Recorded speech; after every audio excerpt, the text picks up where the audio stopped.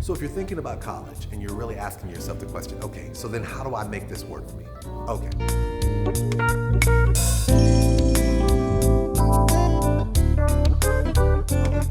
First of all, don't pay money to figure out what you want to do. When I say that, I say it from this standpoint. If you have extra disposable monies where you're okay paying your money to go to college, to figure out what kind of degree you want to have, that's fine. But think about it.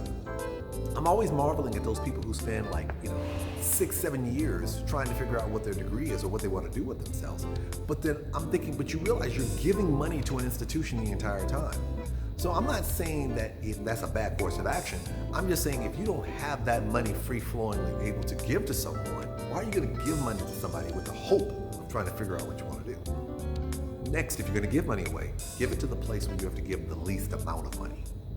I'm not saying that you shouldn't stay at a university for a prolonged period of time until you figure out what you want to do. That's not what I'm saying at all. What I'm saying is that if you're going to take that particular course of action, be strategic about it. Do it, meaning go someplace where there's a lot of great institutions where if you're trying to figure out whether it be taking different courses or participating in different programs, at least make sure you're not paying so much out of it that you're having to kill yourself to repay that money back. Next, research the school. When I mean research, look at the application fee. Look at the graduation rate, meaning what percentage of their students who come in actually graduate. Okay? Look at the employment rate. How many of their students go from graduating into getting a job? And most importantly, not just getting a job, but getting a job in the area that you're interested in. You want to see what the employment placement rate is. What does that mean? That means how well are they working with you getting a job? You want to see what the alumni involvement rate is. You want to find out how much access do you have to alumni, how active are they with the university. You want to ask all of those questions.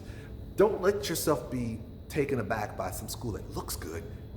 Do research. Find out exactly, do they have all the things necessary so that if you're going to invest in them, they need to demonstrate their ability to invest in you to help you be successful on your way out.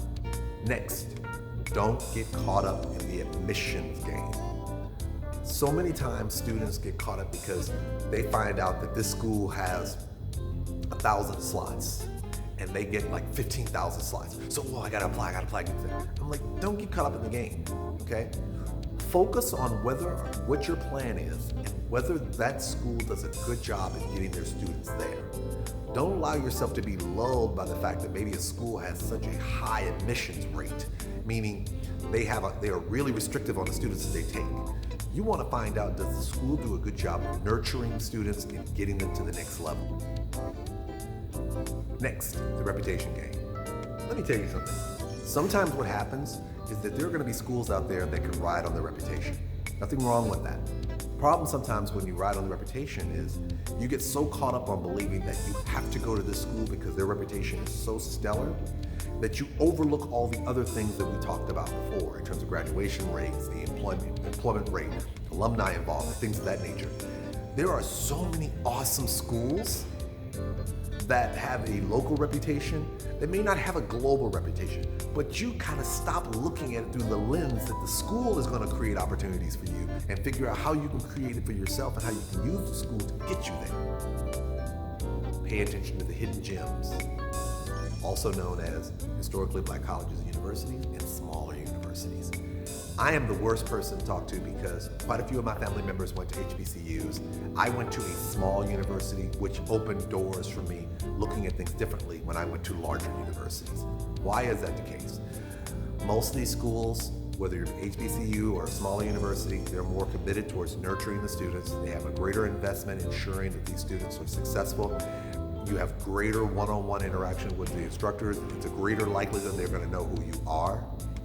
And as such, they're going to be more interested in knowing what you're trying to do and trying to assist you going forward. So when you're doing those things, just keep that in the back of your mind, that before you start jumping on the big school bandwagon, pay attention to what role these smaller schools can do towards helping you get to your goal. Finally, show me the money. I cannot say this enough.